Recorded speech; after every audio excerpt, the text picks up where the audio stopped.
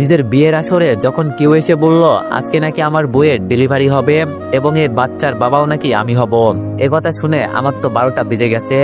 কবুল বলার পূর্ব মুহূর্তে একটা পিচ্চি দৌড়ে এসে আমার হবু শ্বশুরকে বলল, আঙ্কেল আঙ্কেল, সুমি আপুর ব্যথা উঠেছে, ওনাকে নিয়ে এখন হাসপাতালে যেতে হবে। আর আমি দোয়া করি আন্টির জন্য একটা মেয়ে বাচ্চা হয় ঠিক আমার মতোই। পিচ্চির কথা শুনে আমার মুখের কথা বলা বন্ধ হয়ে গেল। আমি জানতাম মেয়েটা 9 মাসের প্রেগনেন্ট, কিন্তু এই বিয়ের মঞ্চে বসে যে আমাকে এই কথা শুনতে হবে এটা আমার ধারণার বাইরে। পাশ থেকে কে জানি বলল, ভালোই তো, জামাইয়ের কপাল ভালো যে বউয়ের সাথে একটা সন্তানও গিফট পেয়ে যাবে। বিষয়টা আপনাদের বুঝিয়ে বলি কিভাবে কি হয়েছিল, তাহলে হয়তো বুঝবেন। আজকে রাতে সবাই মিলে টেবিলে বসে খাবার খাচ্ছি, তখন বাবা বলল, রিফাত তোর সাথে কিছু কথা ছিল। আমি বললাম, জি বাবা বলেন, কি বলবেন। বাবা বলল, আসলে আমি একটা সিদ্ধান্ত নিয়েছি। আমি বললাম, জি বলেন। বাবা বলল, আমরা সবাই মিলে তোর বিয়ে ঠিক করেছি। বিয়ের কথা শুনতেই আমি আম্মুর দিকে তাকালাম। আম্মু আমাকে ইশারা করে বলল, বাবা আমি কিছু জানি না এইসব, আমাকে তুই কিছু বলিস না। বাবা আমাকে আবার বলল, তুই তো জানিস আমি এক কথার মানুষ। আমি বললাম, জি বাবা বলেন। বাবা বলল, তোর এই বিয়েতে মেয়ে পক্ষ আমাদের 5 লক্ষ টাকা দিবে, এজন্য মূলত এই বিয়েটা হবে। আর মেয়ের বাবা আমার পূর্ব পরিচিত, যার কারণে আমি না করি নাই। বাবা আমার বিয়ে ঠিক করেছে মানলাম, কিন্তু যখন আমাকে টাকার কথা বলল তখন আমার মনে হলো এখানে একটা প্যাচ তো আছেই। আমি বাবাকে অনেক ভয় পাই। ভয় পাওয়ার কারণ একটাই, সেটা হলো আমি যখন কোনো অপরাধ করি তখন বাবা আমাকে দরজা বন্ধ করে ইচ্ছা মতো মারে। এটাই হয়তো ভয়ের কারণ। বাবার কথা শুনে কিছুক্ষণ আমি নীরব ছিলাম, কিন্তু আমার মনের সন্দেহ দূর করার জন্য বললাম, বাবা আপনি এটা জানেন না যৌতুক নেওয়া বা দেওয়া খুব বড় অপরাধ। বাবা বলল, তোর আমাকে বোঝাতে হবে না, আমি সবকিছু বুঝি। এটাকে যৌতুক নেওয়া বলে না, এটা হলো সুযোগে সদ্ব্যবহার। আমি বললাম, বুঝলাম না বাবা, আপনি কি বলতে চান। বাবা বলল, বিষয়টা হলো তুই যে মেয়েকে বিয়ে করবি সেই মেয়ে 9 মাসের প্রেগনেন্ট, আর মেয়েটা কার সাথে যেমন করেছে কিছুই বলে না, এজন্য মেয়ের বাবা চাই ওকে বিয়ে দিতে। বাবার কথা শুনে আমার কথা বলা বন্ধ হয়ে গেল। আমি যে কি বলবো এটাই বুঝতে পারছি না। শুধু বললাম, বাবা আমি এখন বিয়ে করতে চাই না, তাও আবার একটা 9 মাসের প্রেগনেন্ট মেয়েকে। বাবা বলল, তুই বললেই হবে, এত কিছু আমি শুনতে চাই না, আমি যা বললাম তাই হবে। এই কথা বলে বাবা খাবার রেখে চলে গেলেন। আমি খাবার টেবিলে মাথা নিচু করে বসে আছি। আম্মু আমার মাথায় হাত দিয়ে বলল, বাবা আমি কি করব বল, তোর বাবা যে কেমন মানুষ এটা তো জানিসই। আমি তোরে এটাই বলবো যে তুই পালিয়ে চলে যা, এই বিয়ে তোর করতে হবে না। আমি খাবার রেখে রুমে চলে গেলাম। রুমে গিয়ে আপুকে কল দিলাম। আপু আমার বড় না, কিন্তু ও আমার সমবয়সী, বলতে পারেন আমরা যমজ ভাই বোন। আরো 1 মিনিটের বড় আমার, এজন্য আপু বলি।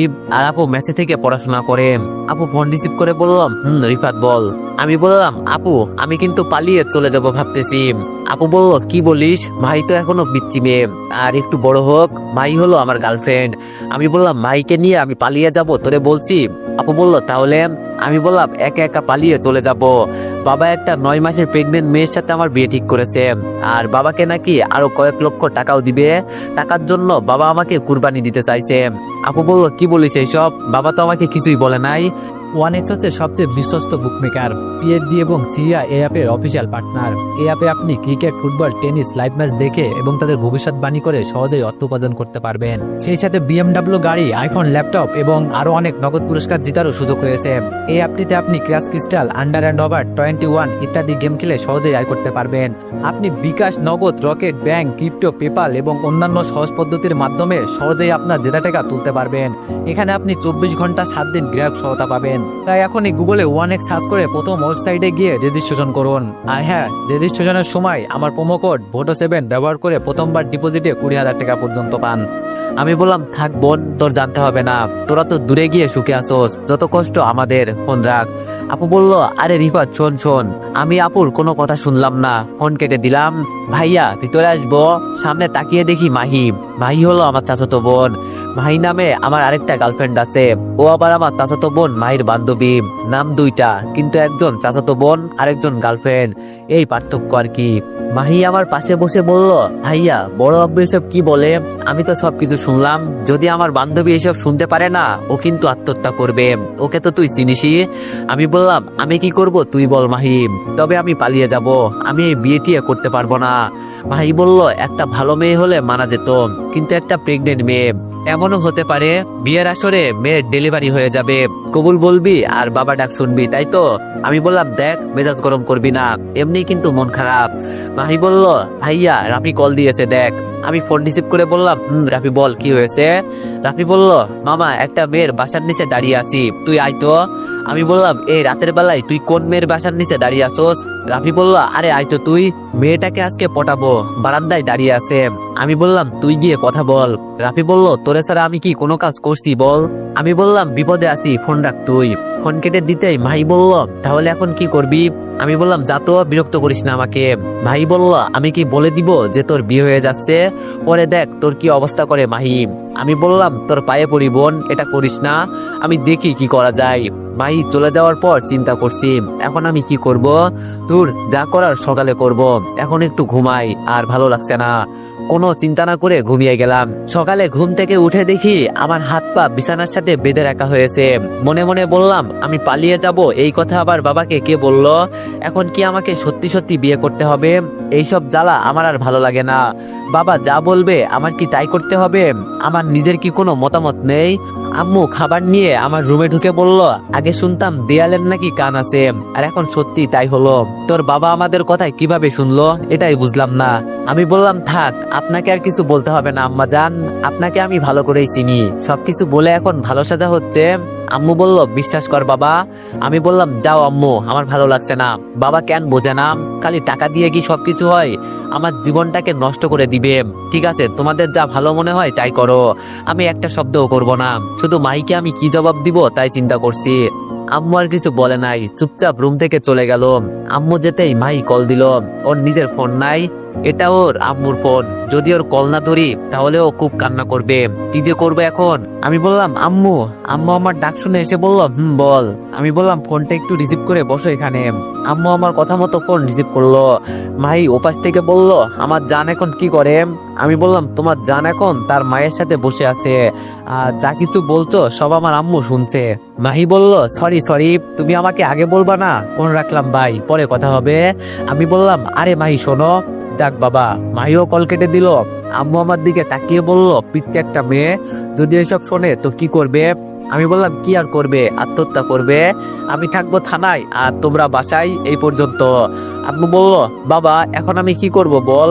আমি বললাম, কিছু করতে হবে না, যা ভালো মনে করো তাই করো, তোমরা তো আবার সবকিছু ভালোই করতে পারো। আচ্ছা আমি তোর বাবাকে বলে দেখি কি করে। এই বলে আম্মু চলে গেল। কিন্তু আমি জানি কোন রকম কিছু পরিবর্তন আম্মু করতে পারবে না, এবং তাই হলো। কিছুক্ষণ পর আমাকে সাজিয়ে তুলে নিয়ে গেল। আর বাকিটা তো আপনারা জানেন, কবুল বলার আগে কি হয়েছে। যাক, এখন বর্তমানে আসা যাক। মেয়ের ডেলিভারি হবে শুনে বাবা বলল, সবকিছু তো শেষ, এখন কবুল বলার বাকি। মেয়েকে 3 বার কবুল বলতে বলেন, যাতে বিয়েটা হয়ে যায়। মেয়ের বাবা বলল, হাসপাতালে বিয়ে হবে ওদের, চলেন।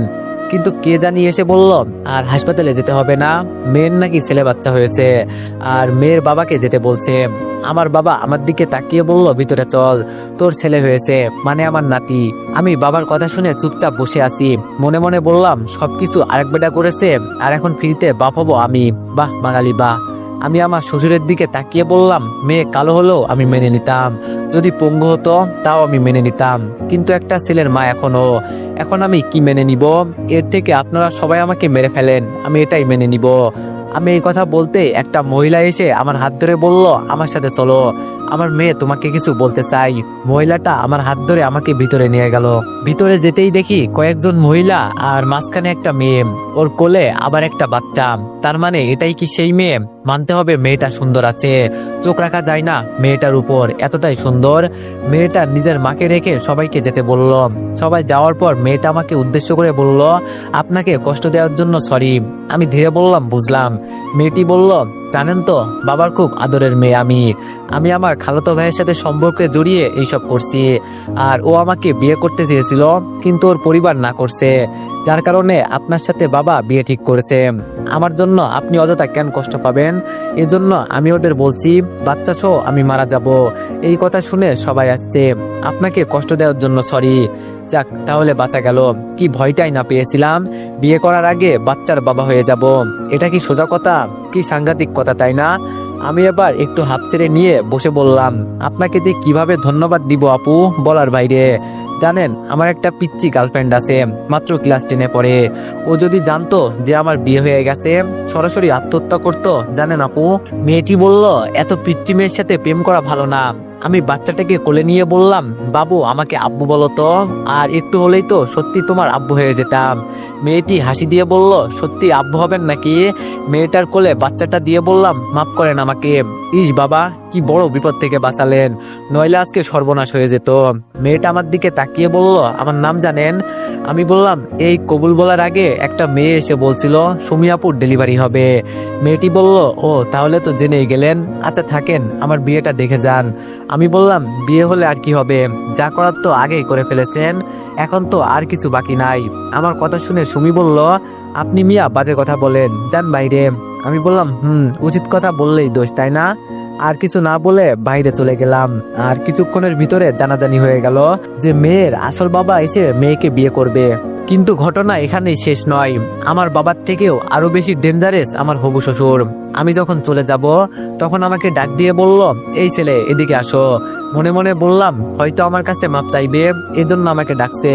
এখন আর মাপ চেয়ে কি করবে, আমি তো কিছুই মনে করি না, শুধু একটু ভয় পেয়েছি। আমি হবু শ্বশুরের সামনে গিয়ে বললাম, থাক আঙ্কেল, মাপ চাইতে হবে না, আমি কিছু মনে করি নাই। আর এইসব হয়েই থাকে মাঝে মাঝে। আমার হবু শ্বশুর হাসি দিয়ে বলল, তোমার বাবার মতোই আমিও এক কথার মানুষ, আমি যা বলি তাই করি। আমি তোমাকে একবার জামাই বলছি মানে তুমি আমার মেয়ের জামাই। আমার বড় মেয়ের সাথে তোমার বিয়ে হবে না তো কি হয়েছে, আমার আরেক মেয়ে আছে না। আমার বাবা তো হবু শ্বশুরের কথা শুনে লাফ দিয়ে আমাদের সামনে এসে বলল, এই না হলে আমার বিয়াই। আমি জানতাম আমার বিয়াই কিছু একটা করবে। এখন মেয়ে কোথায় আছে, ডাক দেন, দুই বোনের বিয়ে একসাথেই হয়ে যাক। বাবার কথা শুনে আমি পুরাই বোকা হয়ে গেলাম। এক সমস্যা দূর হতে না হতে আরেক সমস্যা এসে হাজির। আমার হবু শ্বশুর বলল, আমার মেয়ে লন্ডনে থাকে, ওখানে পড়াশোনা করে, ওদের বিয়ে হবে ভিডিও কলে, আমি সবকিছু রেডি করছি। এই কথা বলে হবু শ্বশুর ভিতরে চলে গেল। আমি বাবার দিকে তাকিয়ে বললাম, বাবা এইসব আপনি কি করছেন, আপনার মাথা খারাপ হয়ে গেছে? বাবা আমাকে ধমক দিয়ে বলল, চুপ কর, তুই আমার থেকে বেশি বুঝিস। মেয়ে লন্ডন থেকে পড়াশোনা করে, এখন চিন্তা কর ও কতটা শিক্ষিত হবে। আর সারা জীবন তোর কোনো কাজ করতে হবে না। আমার বৌমা লন্ডন থেকে এসে নিশ্চয়ই বড় কোনো চাকরি করবে। যা, এখন তুই গিয়ে তোর জায়গায় বস, আর বাসায় যেতে হবে না। মনের ভিতরে আলাদা একটা রাগ হলো। এখন যে আমি কি করব এটাই বুঝতে পারছি না। মনে করছিলাম আমি হয়তো বেঁচে যাব, কিন্তু উল্টো মনে হচ্ছে বিপদ আমার দিকে এগিয়ে আসছে। কি যে কপাল নিয়ে আমি এই দুনিয়াতে আসলাম। আমি চুপচাপ আনমনে বসে এসব চিন্তা করছি। কিছুক্ষণ পর একটা মাইক্রো এসে রাস্তার পাশে থামলো, আর গাড়ির ভিতর থেকে বরযাত্রী বের হয়ে আসলো। তার মানে এটাই কি সুমিয়াপুর হাজবেন্ড? হালারপুর দেখতে তো এতটাও সুন্দর না, কালো বেডা, আবার বউটা একদম ঝাঁকানাকা। বর এসে আমার পাশে বসেই বলল, তার মানে আপনি সুমিকে বিয়ে করতে এসেছেন? আমি একটু রাগ দেখিয়ে বললাম, ধুর মিয়া, আপনি আর কোনো কথাই বলবেন না, আপনার জন্য আজকে আমার সবকিছু শেষ। লোকটি বলল, বুঝলাম না ভাই। আমি বললাম, একটা বিষয় সমাধান হয়েছে যে আপনি সুমিকে বিয়ে করবেন, কিন্তু আপনার শ্বশুর নাকি এক কথার মানুষ। তিনি একবার আমাকে জামাই বলছেন আর আমি জামাই হয়ে গেলাম, এখন তো তিনি আমাকে যেতে দিবেন না। কি এক জ্বালাই পড়লাম যে ভাই আমি। লোকটি বলল, এখন আবার কি হয়েছে? আমি বললাম, কি হয় নাই তাই বলো। এখন আবার ছোট মেয়ের সাথে আমার নাকি বিয়ে দিবে। কি করব ভাই বলো, আমার একটা গার্লফ্রেন্ড আছে, সবকিছু শেষ হয়ে যাবে। হঠাৎ করে আমার শ্বশুর ভেতর থেকে বের হয়ে এসে বলল, সবকিছু রেডি আছে, কাজী সাহেব আপনি বিয়ে পড়ান। আগে সুমিয়াপুর বিয়ে শেষ হলো, আর যখন আমাকে বলা হলো কবুল বলতে, তখন আমি বাবাকে বললাম, বাবা আরেকবার বিষয়টা একটু চিন্তা করে দেখো, জীবন মরণের প্রশ্ন আমার। আমার কথা শুনে বাবা কোনো দামই দেয় নাই, উল্টো আমার হবু শ্বশুরকে বলল, আমি আমার বৌমাকে একটু দেখি। আমার হবু শ্বশুর ভিডিও কলে তার মেয়ের সাথে কথা বলছে, আর বাবা পাশ থেকে বলছে, মাশাআল্লাহ আমার বৌমা তো ভালোই সুন্দর আছে, এখন ভালোই বিয়েটা শেষ করে ফেলি। আমার হবু শ্বশুর ফোনটা আমার হাতে দিয়ে বলল, আমার মেয়ে এখন কবুল বলবে, দেখো ও তোমার মতো ভয় পায় না, আর বিয়ে করতে কিসের এত ভয় আমি বুঝি না। আমি ক্যামেরার দিকে তাকিয়ে পুরোই বোকা হয়ে গেলাম। সুমি আপু তো তাও যথেষ্ট সুন্দর ছিল, আর এই মেয়ের দিকে তো চোখ তুলে তাকানোই যাচ্ছে না। দুধের মতো সুন্দর দুই বোন, আর এদের একবার দেখলে পছন্দ হবে না কার? যে কোনো মানুষ ওদের দেখলে পছন্দ করে ফেলবে। কাজী যখন মেয়েকে কবুল বলতে বলল, মেয়েটা চুপচাপ কবুল বলে দিল। তবে ও আড়ালে যে চোখের পানি মুছলো এটা আমার নজরে এলো, হয়তো ওকে এই বিয়েতে জোর করা হয়েছে। এবার আমার কবুল বলার পালা। আমি চোখ বন্ধ করে মনে মনে বললাম, জানি না আমি কি সবকিছু শেষ করছি নাকি শুরু করছি। আমি তো এই বিয়ে করতে চাই নাই, কিন্তু এরপরও বাবা আমাকে জোর করে সবকিছু করাচ্ছে। আগে শুনতাম বাবা মা আমাদের জন্য যা করেন তা ভালোর জন্যই করেন, আর আজকে আমি সবকিছু হারিয়ে ফেলছি। একবারও চিন্তা করলাম না আমার পিচ্চি গার্লফ্রেন্ডের কি হবে। ওর তো কোনো দোষ নেই, ওরে জোর করে আমি রাজি করিয়েছি। আর আজকে যদি ও এইসব শুনতে পারে তাহলে কি করবে? এমনি মাই এত কিছু বোঝে না। এইসব চিন্তা করতে করতে চোখের কোণে হালকা জল এসে গেল। কাজী সাহেব আমাকে আবার বলল, বাবা একটু তাড়াতাড়ি কবুল বলো, আমাকে আরেকটা বিয়েতে যেতে হবে। আমি ফোনের দিকে তাকিয়ে একটা হাসি দিলাম আর বললাম, মাঝে মাঝে নিজের কিছু ইচ্ছে থাকে, কিন্তু আমাদের পরিবারের দিকে তাকিয়ে সবকিছু কুরবান করতে হয়। এটাই হয়তো আমাদের ভালোবাসা। শেষ পর্যন্ত আমি কবুল বললাম। কবুল বলতেই আমার বউ ফোনটা কেটে দিল। আমি চুপচাপ বসে আছি। বিয়ে করেছি ঠিকই, কিন্তু এখন আর আমার সাথে আমার বউ নেই। আমার শ্বশুর এসে আমার পাশে বসে বলল, বাবা দেখো আমার মেয়ে এতটাও খারাপ না, ও কয়েকদিন পর দেশে আসবে, তখন তুমি তাকে দেখে বুঝতে পারবে যে ও কেমন মেয়ে। আর আমার যদি ভুল হয়ে থাকে মাফ করে দিও। আমি বললাম, আরে না বাবা, কি যে বলেন, ভুল আপনার হবে কেন? ভুল তো আমি করেছি। আচ্ছা বাবা ভালো থাকবেন, এখন আমাকে যেতে হবে। আমি এবার বাবাকে বললাম, তো চলেন এখন যাওয়া যাক। বাবা আমাকে ইশারা করে বলল, তুই যা, আমি আসছি। আমি নেমে একটু সামনে যেতেই সুমি আপুর হাজবেন্ড আমাকে ডাক দিল। আমি ওদের সামনে গিয়ে বললাম, জি বলেন। সুমি আপু আমার দিকে তাকিয়ে বলল, নিজের বিপদ নিজেই ডেকে আনলে। আমি ভাবছিলাম তোমাকে বাঁচিয়ে দিব, কিন্তু পারলাম না, আমাকে মাফ করে দাও। তবে একটা কথা, আমাকে দেখে তোমার যতটা ভালো মনে হয়েছে তার চেয়ে ভয়ানক কিন্তু আমার বোন। ও আমার ছোট বোন হয়, ওকে আমি ভালো করেই চিনি। প্রচুর রাগী একটা মেয়ে, ওর মতামতের বিরুদ্ধে কিছু হলে ও খুব রেগে যায়, আর আজকে তাই হয়েছে। তবে আর যাই কিছু করো না কেন, সবসময় সাবধানে থাকবে, ঠিক আছে? আমি বললাম, ধন্যবাদ আপু বলার জন্য। আমি একটা রিক্সা নিয়ে বাসার সামনে চলে গেলাম। একটা